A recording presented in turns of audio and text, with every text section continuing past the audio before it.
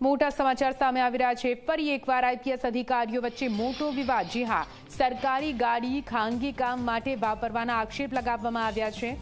અભય ચુડાસમા પાસેથી એમટી વિભાગે રિકવરી કાઢી છે। કરાઈ પોલીસ અકાદમીના આચાર્ય છે ચુડાસમા।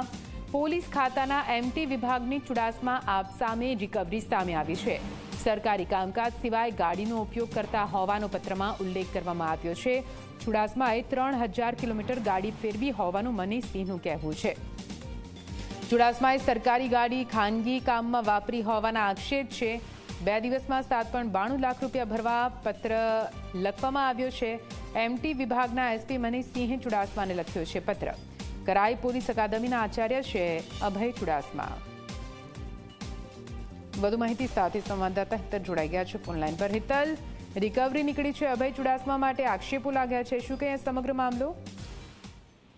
નીતિ, ચોક્કસ એવું કહી શકાય કે સિનિયર આઈપીએસ અધિકારીને હવે નિવૃત્તિને આરે આવીને ઉભા છે અભય ચુડાસમા। તેમની સામે કરાઈ પોલીસ એકેડેમીમાં આચાર્ય તરીકે જે ફરજ બજાવે છે એમાં જે કામકાજ સિવાય સરકારી કામકાજ સિવાય પણ ગાડીનો ઉપયોગ કર્યો હોવાનો વાત કરવામાં આવી છે ને એમટી વિભાગના એસપી દ્વારા અભય ચુડાસમાને આ પત્ર લખવામાં આવ્યો છે। સ્વાભાવિક છે કે આ પત્રમાં રિકવરી કરવાની વાત છે, કારણ કે જે પ્રકારે ગાડીનો સરકારી કામ સિવાય જે ઉપયોગ થયો છે એના રૂપિયા વસૂલ કરવા માટે પત્રમાં ઉલ્લેખ છે। અંદાજે 8 લાખ રૂપિયાની આસપાસની રકમ આ વસૂલાત માટેનો પત્ર અભય ચુડાસમાને લખ્યો છે। જી નિધિ, બિલકુલ, આભાર પૂરી માહિતી માટે।